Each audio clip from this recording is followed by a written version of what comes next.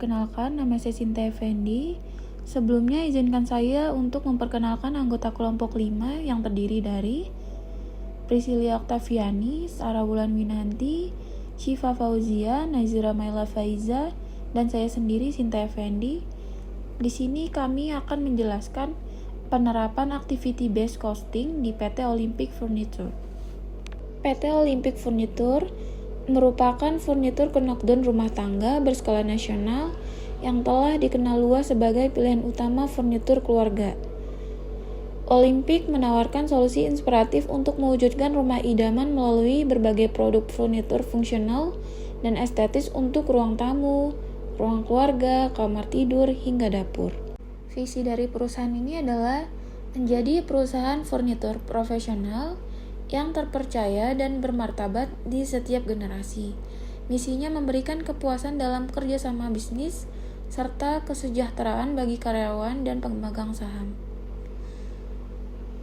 PT Olympic Furniture didirikan pada tahun 1983, kini memiliki lebih dari 1.000 karyawan setelah ekspansi pada tahun 2018.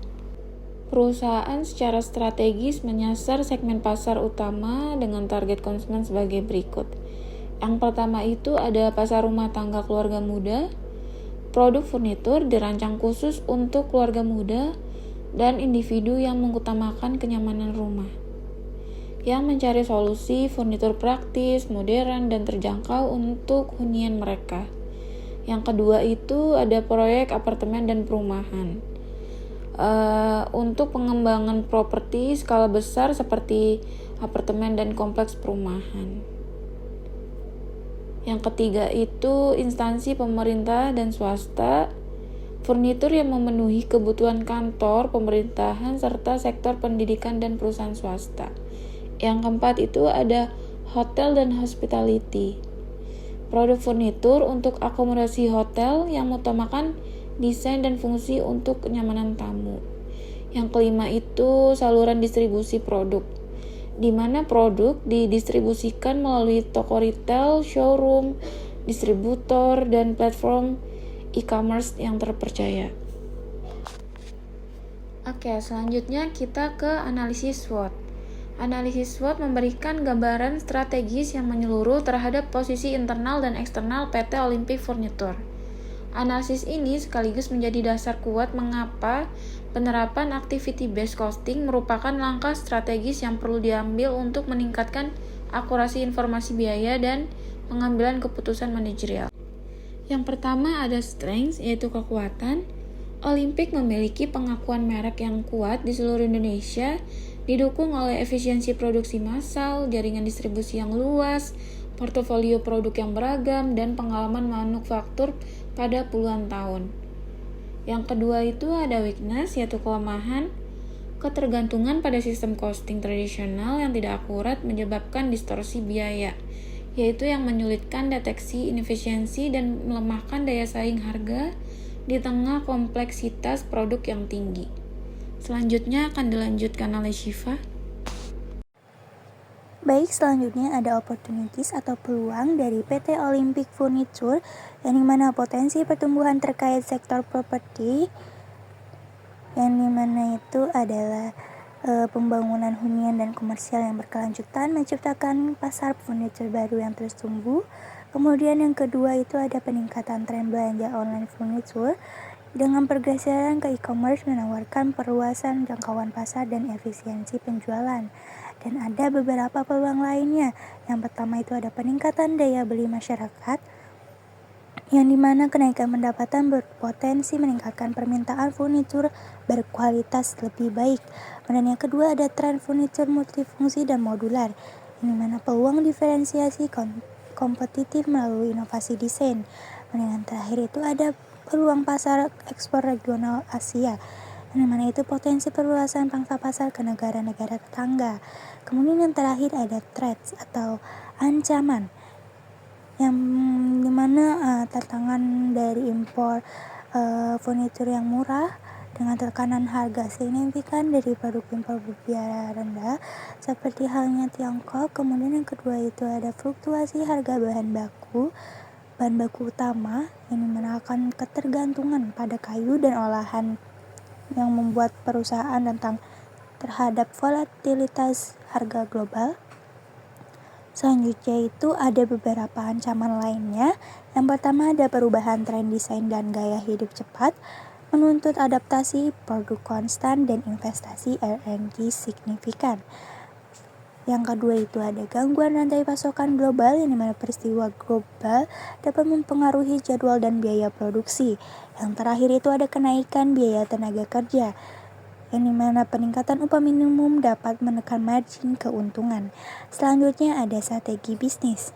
PT Olympic Furniture mengimplementasikan strategi biaya rendah atau low cost strategi sebagai fondasi utama model bisnisnya.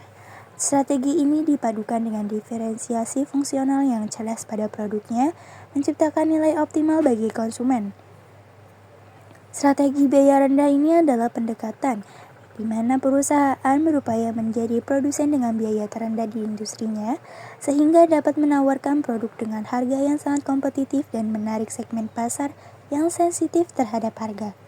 Bagi PT Olympic, implementasi strategi ini melibatkan beberapa pilar kunci. Yang pertama itu ada skala ekonomi yang optimal. Sebagai salah satu produsen furniture terbesar, Olympic memanfaatkan kapasitas produksinya yang masif. Volume produksi yang sangat tinggi memungkinkan perusahaan untuk mendapatkan diskon besar dalam pembelian bahan baku dari pemasok. Mendistribusikan biaya tetap yang besar seperti depresiasi mesin dan sewa pabrik ke unit produk yang lebih banyak, dan mengoptimalkan penggunaan mesin serta tenaga kerja, yang dimana akan hasilnya akan biaya per unit yang jauh lebih rendah dibandingkan pesaing dengan skala yang lebih kecil. Kemudian yang kedua itu ada efisiensi produksi tingkat tinggi, yang dimana Olympic berinvestasi pada proses produksi yang efisien dan terstandarisasi. Ini mencangkup penggunaan teknologi manufaktur maju seperti mesin CNC atau komputer numerical control untuk pemotongan presisi, sistem konveyor otomatis untuk perpindahan material, dan mini perakitan yang terorganisir. Fokus pada minimalisasi limbah atau waste reduction, optimasi waktu siklus produksi, dan penerapan prinsip lean manufacturing adalah inti dari efisiensi ini. Kemudian yang ketiga itu ada desain produk fungsional dan modular. Produk Olympic dirancang dengan fokus pada fungsionalitas, kepraktisan, dan kemudahan produksi massal. Banyak produknya mengadopsi sistem knockdown atau bongkar pasang atau modular, yang tidak hanya menyederhanakan proses manufaktur tetapi juga secara signifikan mengurangi biaya pengiriman karena ukurannya lebih ringkas dan biaya instalasi di sisi konsumen. Jadi konsumennya akan merakit sendiri. Desain yang standar juga mengurangi kompleksitas dalam produksi dan setup. Meskipun strategi utama adalah biaya rendah, PT Olympic juga mengintegrasikan elemen diferensiasi yang cerdas untuk menambah nilai bagi pelanggan dan membedakan diri dari pesaing yang hanya bersaing pada harga. Yaitu yang pertama ada kemudahan perakitan dan transportasi atau knockdown system. Ini adalah diferensiasi fungsional yang signifikan. Kemampuan produk untuk bongkar pasang memudahkan konsumen dalam transportasi dan perakitan, mengurangi ketergantungan pada jasa instalasi, dan jadikannya pilihan praktis untuk berbagai jenis hunian. Kemudian ada fungsionalitas dan adaptabilitas. Furnitur Olympic dirancang untuk memenuhi kebutuhan dasar rumah tangga dan kantor dengan sangat baik. Banyak produk menawarkan fitur multifungsi, misalnya meja belajar dengan rak buku terintegrasi, lemari pakaian dengan laci tersembunyi yang memberikan nilai tambah dalam kegunaan ruang. Kemudian ada kualitas standar yang konsisten. Meskipun harga terjangkau, Olympic berupaya keras mempertahankan kualitas produk yang dapat diterima dan konsisten.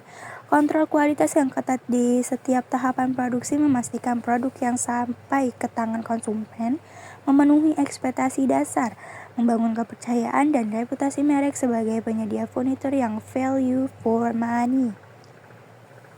Yang terakhir ada ketersediaan dan aksesibilitas luas, yang dimana jaringan distribusi yang ekstensif dan ketersediaan produk di berbagai kanal penjualan, misalnya toko fisik atau offline. Kemudian e-commerce adalah bentuk diferensiasi dalam aspek layanan dan kemudahan akses bagi konsumen. Relevansi ABC dengan strategi biaya rendah. Implementasi Activity Based Costing atau ABC menjadi sangat krusial bagi PT Olimpik dalam konteks strategi biaya rendahnya. Tanpa ABC, ada risiko besar bahwa perusahaan akan mengidentifikasikan biaya produk secara keliru yang dapat merusak fondasi strategi tersebut. ABC memungkinkan Olimpik untuk mengidentifikasi biaya sejati, kemudian mendeteksi area pemborosan, memastikan penetapan harga yang akurat dan menguntungkan, dan yang terakhir itu ada evaluasi investasi yang lebih baik. Oke, sekarang kita masuk ke bagian kelima, yaitu jenis costing yang digunakan oleh PT Olympic Furniture. Nah, ini penting banget karena sistem costing yang dipakai suatu perusahaan bisa sangat mempengaruhi akurasi penentuan harga pokok produksi mereka. Berdasarkan analisis kami, PT Olympic kemungkinan besar menggunakan pendekatan hybrid atau gabungan antara dua jenis costing utama, yaitu proses costing dan job costing. Kenapa hybrid? Karena Olympic itu memproduksi produk secara massal, tapi juga kadang menerima pesanan spesifik dari klien besar dengan permintaan desain khusus. Pertama, kita bahas proses costing dulu. Jadi, proses costing ini adalah metode pengumpulan biaya yang dilakukan per departemen, dan biasanya dipakai untuk produk homogen atau seragam, yang diproduksi dalam skala besar secara terus-menerus. Nah, contoh paling relevan di PT Olympic itu, misalnya untuk produk lemari knockdown atau meja belajar standar. Produk-produk ini dibuat dalam jumlah besar dengan tahapan produksi yang sudah terstandarisasi. Misalnya mulai dari tahap pemotongan papan kayu, lalu pengeboran, perakitan, sampai pengepakan. Di sini Olympic akan menghitung biaya di setiap departemen produksi, seperti departemen pemotongan, departemen pengeboran, atau perakitan akhir. Biaya-biaya ini kemudian dirata-ratakan per unit, karena semua produk yang lewat proses itu bentuk dan ukurannya sama. Jadi efisien dan praktis. Tapi di sisi lain, Olympic juga kadang melayani pesanan custom. Nah, disinilah mereka pakai metode job costing. Berbeda dari proses costing yang rata-rata, job costing itu menghitung biaya secara spesifik per proyek atau per pesanan. Contohnya saat Olympic mengembangkan model furniture baru yang unik atau edisi terbatas, maka biaya pengembangannya akan dicatat per batch. Atau ketika Olympic dapat pesanan furniture khusus untuk satu proyek besar, misalnya untuk hotel, apartemen, atau kantor, dengan desain yang beda dari katalog umum. Termasuk juga kalau ada pelanggan yang pesan lemari, tapi dengan material premium atau ukuran yang dimodifikasi, dan jumlahnya kecil. Ini semua akan dihitung pakai job costing supaya biayanya bisa dilacak detail. Selanjutnya kita bahas tentang pengelompokan biaya di PT Olympic, yaitu berdasarkan penugasan biaya dan perilaku biaya. Di bagian ini, biaya dibagi jadi dua, biaya langsung atau direct cost, dan biaya tidak langsung atau indirect cost. Pertama, biaya langsung. Biaya ini adalah biaya yang bisa ditelusuri langsung ke produk tertentu, dan pengaruhnya signifikan. Misalnya, bahan baku langsung kayak MDF, particle board, kaca, engsel, sekrup, lem, dan bahan kemasan seperti kardus dan styrofoam. Lalu ada tenaga kerja langsung, contohnya upah operator mesin CNC, operator perakitan, dan tenaga kerja pengepakan. Semua ini bekerja langsung untuk menghasilkan produk, jadi masuk kategori di direct cost. Selanjutnya kita akan membahas mengenai biaya tidak langsung. Nah, kalau ini biayanya tidak bisa ditelusuri langsung ke satu produk, jadi harus dialokasikan. Seperti biaya bahan baku tidak langsung, contohnya minyak pelumas mesin, peralatan kecil yang cepat habis, alat pelindung diri, dan alat kebersihan umum. Lalu ada tenaga kerja tidak langsung. Contohnya gaji mandor produksi, teknisi pemeliharaan, petugas quality control, staf gudang, staf keamanan, sampai staf admin pabrik. Lalu overhead pabrik lainnya seperti depresiasi mesin, sewa pabrik, listrik, air, asuransi, pajak, dan biaya riset desain produk. Terakhir ada biaya non-manufaktur yang terdiri dari biaya pemasaran dan penjualan, seperti gaji staff sales, iklan, pengiriman produk, komisi penjualan, dan sewa showroom. Lalu ada biaya administrasi dan umum, seperti gaji HR, keuangan, IT, direksi, sewa kantor pusat, listrik kantor, sampai biaya audit tahunan. Sekarang kita masuk ke cara biaya berubah tergantung aktivitas. Di sini kita bagi lagi jadi 3 jenis. Yang pertama ada biaya variabel atau variable cost. Total biaya ini naik turun tergantung jumlah produksi, tapi biaya per unitnya tetap sama. Contohnya bahan baku langsung, lem dan skru per unit, upah tenaga kerja langsung kalau dibayar per jam kerja, biaya listrik mesin yang berubah sesuai pemakaian, komisi penjualan yang dibayar per unit produk, dan biaya pengiriman yang dihitung per unit juga. Yang kedua ada biaya tetap atau fixed cost. Biaya tetap itu tidak berubah walau produksi naik turun.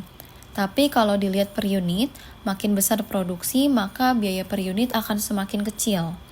Contohnya ada sewa pabrik atau kantor, ada gaji tetap staf supervisor, HRD dan manajemen, ada depresiasi mesin, biaya asuransi dan pajak bangunan, biaya iklan besar yang dibayar satu kali dengan anggaran fix, dan juga ada amortisasi paten atau lisensi yang dibayar tahunan. Terakhir ada biaya semi variabel atau mixed cost, yaitu gabungan dari komponen tetap dan variabel. Contohnya listrik pabrik. Di dalam situ ada biaya langganan tetap per bulan dan ada biaya tambahan tergantung pemakaian. Contoh lain ada perawatan mesin. Di dalam situ ada jadwal servis rutin tiap bulan, itu biaya tetap, tapi juga ada biaya cadangan atau pergantian suku cadang kalau rusak, itu biaya variabel. Contoh lainnya lagi ada gaji staf penjualan. Di dalam situ ada gaji pokok tetap, tapi juga komisi yang berubah tergantung penjualan. Identifikasi biaya tidak langsung. Analisis aktivitas utama yang mempengaruhi biaya tidak langsung. Untuk menerapkan activity based costing ABC, PT Olympic Furniture perlu mengidentifikasi dan mengelompokkan biaya tidak langsung overhead ke dalam cost pool berdasarkan aktivitas yang memicu. Ini memberikan gambaran akurat tentang bagaimana produk mengkonsumsi sumber daya tidak langsung. Aktivitas utama dan contoh biaya tidak langsung meliputi setup mesin produksi. Aktivitas ini terjadi setiap kali ada pergantian model furniture atau spesifikasi batch produksi termasuk penyesuaian mesin. Kemudian ada pengadaan dan penerimaan material. Proses ini mencakup identifikasi kebutuhan, pemilihan pemasok, pembuatan pesanan, pemilihan PO hingga penerimaan fisik. Kemudian ada pengendalian kualitas atau QC produksi. Meliputi inspeksi kualitas selama proses produksi dan pemeriksaan akhir produk. Biaya yang terkait termasuk gaji staf QC, biaya kalibrasi peralatan pengujian, dan biaya rework produk cacat. Kemudian ada desain dan rekayasa produk baru atau perbaikan. Aktivitas ini mencakup riset pasar, pengembangan konsep desain, rekayasa produk untuk optimasi fungsi dan biaya pembuatan prototipe hingga pembaruan desain produk. Kemudian ada pemeliharaan mesin dan peralatan produksi meliputi perawatan rutin, perbaikan darurat, dan penggantian suku cadang pada keseluruhan mesin dan peralatan produksi. Kemudian ada pengelolaan gudang produk jadi dan pengiriman internal.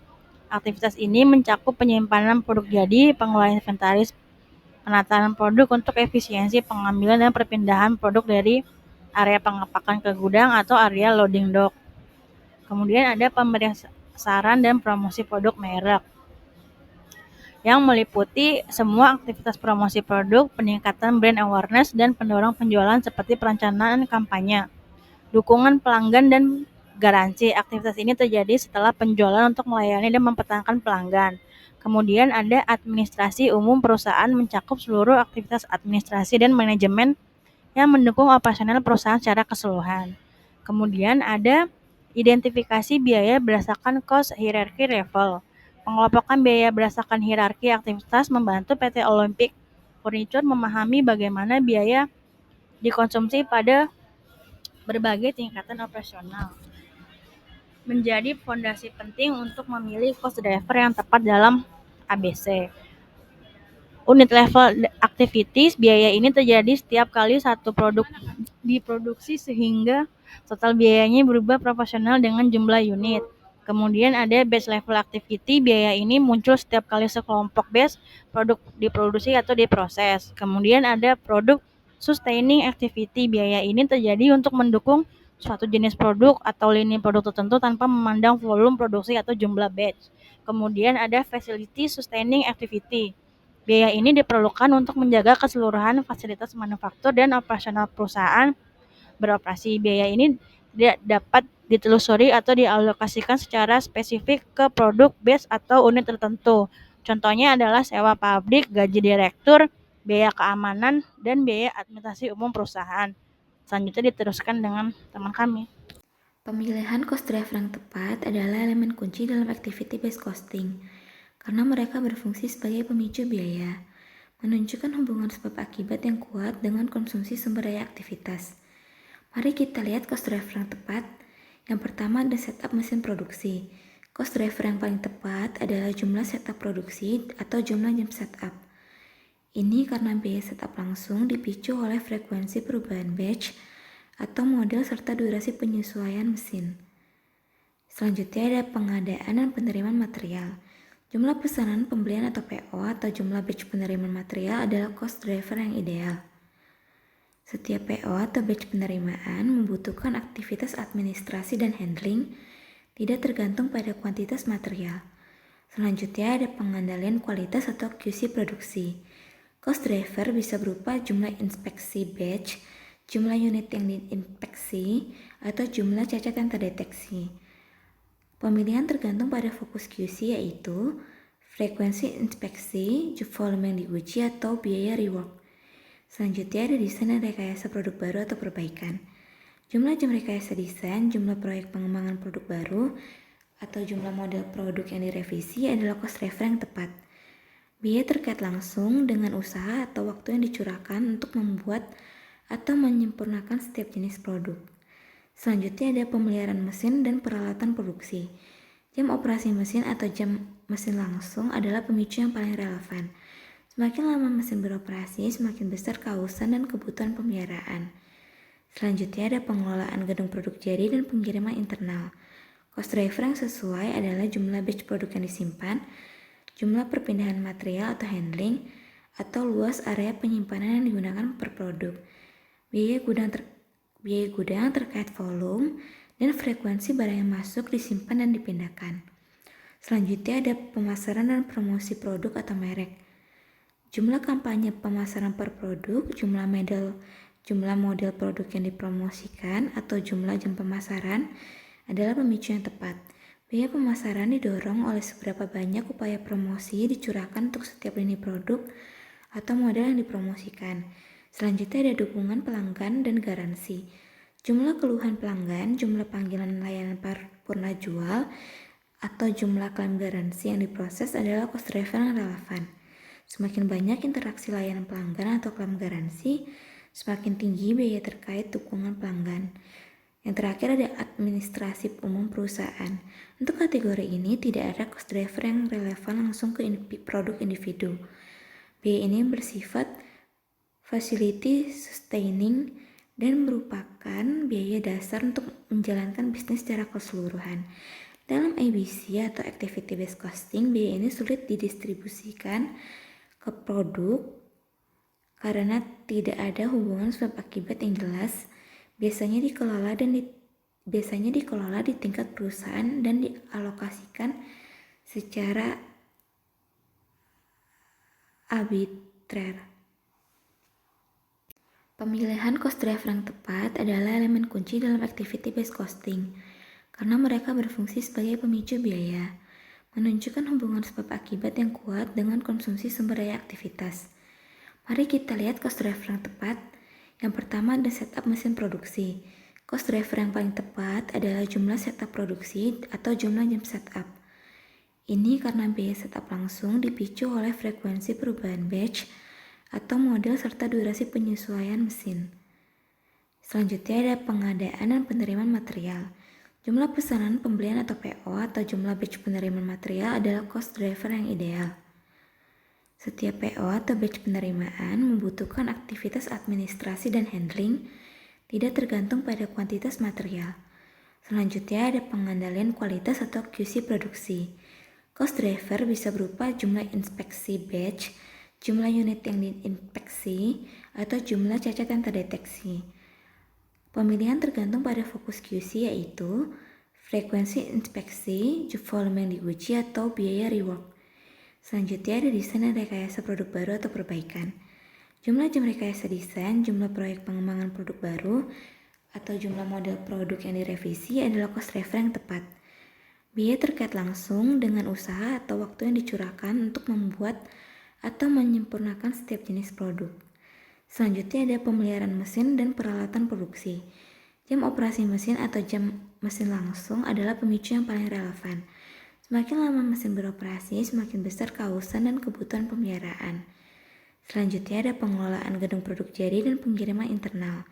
Cost driver yang sesuai adalah jumlah batch produk yang disimpan, jumlah perpindahan material atau handling, atau luas area penyimpanan yang digunakan per produk, biaya gudang terkait volume, dan frekuensi barang yang masuk, disimpan, dan dipindahkan. Selanjutnya ada pemasaran dan promosi produk atau merek. Jumlah kampanye pemasaran per produk, jumlah model produk yang dipromosikan, atau jumlah jam pemasaran adalah pemicu yang tepat. Biaya pemasaran didorong oleh seberapa banyak upaya promosi dicurahkan untuk setiap lini produk atau model yang dipromosikan. Selanjutnya ada dukungan pelanggan dan garansi. Jumlah keluhan pelanggan, jumlah panggilan layanan paripurna jual, atau jumlah klaim garansi yang diproses adalah cost driver yang relevan. Semakin banyak interaksi layanan pelanggan atau klaim garansi, semakin tinggi biaya terkait dukungan pelanggan. Yang terakhir ada administrasi umum perusahaan. Untuk kategori ini tidak ada cost driver yang relevan langsung ke produk individu.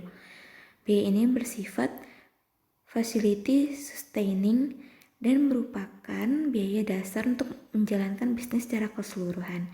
Dalam ABC atau Activity Based Costing, biaya ini sulit didistribusikan ke produk karena tidak ada hubungan sebab akibat yang jelas. Biasanya dikelola di tingkat perusahaan dan dialokasikan secara arbitrer. Sekian presentasi dari kelompok kami.